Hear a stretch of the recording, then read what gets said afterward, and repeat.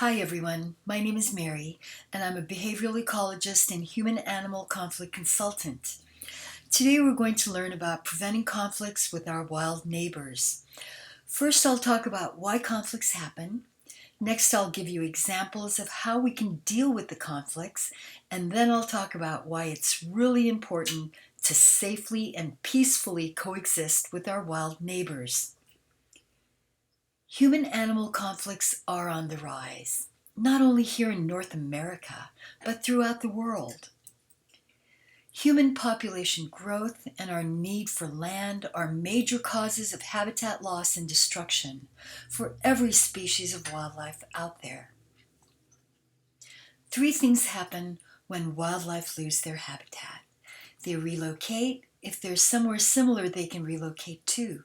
They die off if they can't adjust to the changes we make in their environment, or they adapt by learning to live closer to us. Here's some animals that have made that successful transition to live closer to us.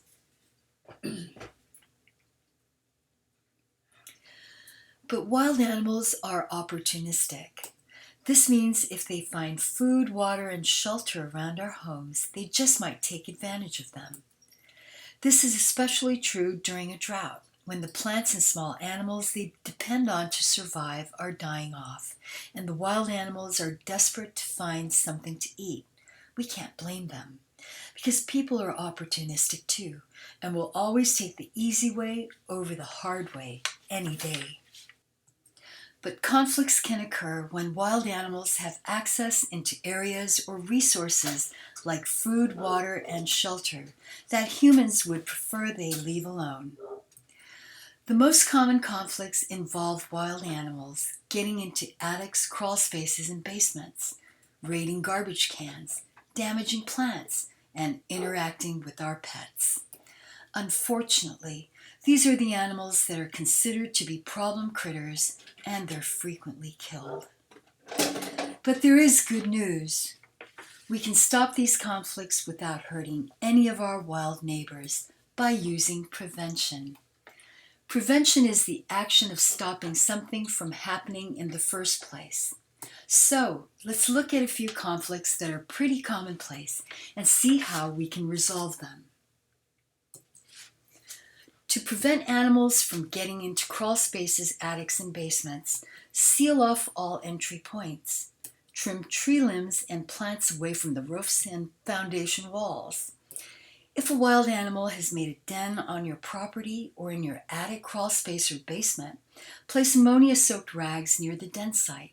Shine a light continuously on the den and place a radio nearby tuned loudly to a talk show station. That should drive them away. But remember, in spring and summer, the babies may be present, so don't seal off the entry points unless you are absolutely sure all animals, including the babies, are no longer there. If you can wait, patience is the best policy. Nesting animals will leave the area as soon as their babies are old enough to walk. You can prevent animals from getting into garbage cans and pet food by not leaving out pet food and water bowls outside. If you have to feed your pets outdoors, make sure you bring in the leftovers. Store bags of pet food in the house so that wildlife can't break into them. Secure the lids on garbage cans, or better yet, store the garbage cans in the garage and put them out on pickup day.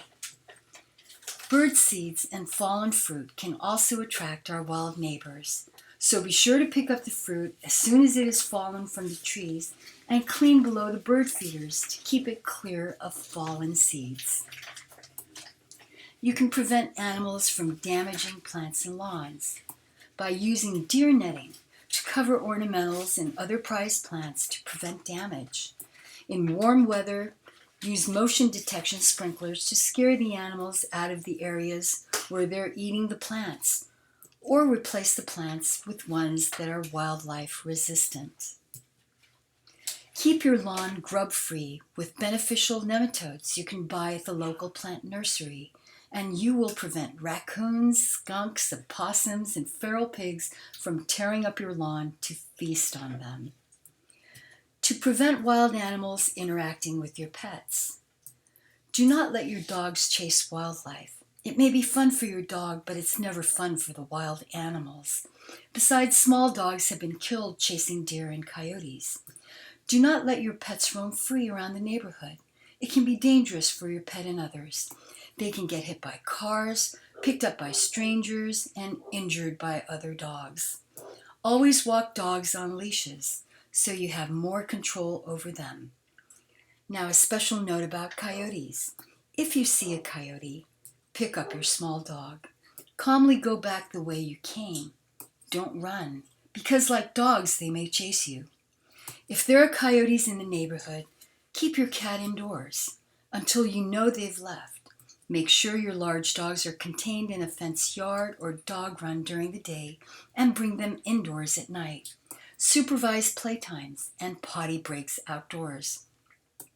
Remember, your pets depend on you to keep them safe. Don't worry if you can't remember everything I talked about here. These were just a few examples amongst hundreds to show you how easy it is to prevent conflicts by simply removing the things that may attract wild animals to our properties and by changing our own behavior. So let's take a moment.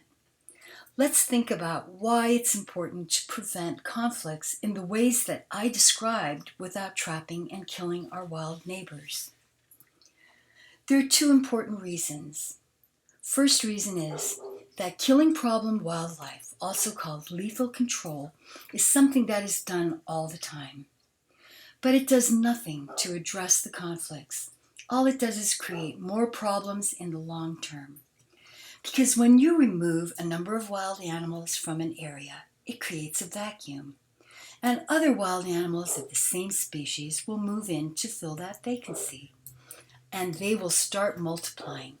And because there is more food to go around for everyone, a greater number of animals will survive. This is a biological fact.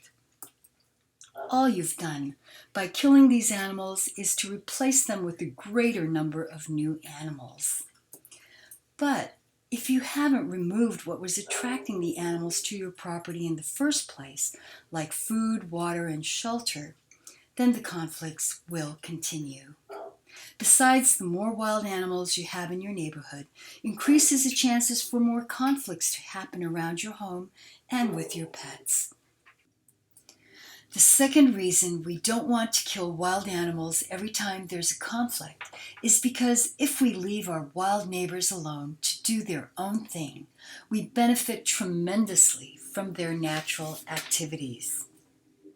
For example, bats, falcons, owls, small birds, possums, skunks, crows, and rodents eat billions of insects every year. Without them, we would have piles of dead insects everywhere. Skunks, raccoons, hawks, foxes, owls, and coyotes are excellent at rodent control. Many of these animals, like bears, vultures, raccoons, opossums, foxes, skunks, and coyotes, are nature's garbage men. They eat roadkill and carrion, which keeps our watersheds and environments clean and free of disease. It's because of their activities that we have such beautiful places to appreciate. Did you know that deer also keep our forest ecosystems healthy? Their droppings enrich the soil, which creates tons of insects that are eaten by frogs, lizards, snakes, and salamanders, which are then eaten by small mammals, which are then eaten by larger mammals, and the cycle goes on and on and on.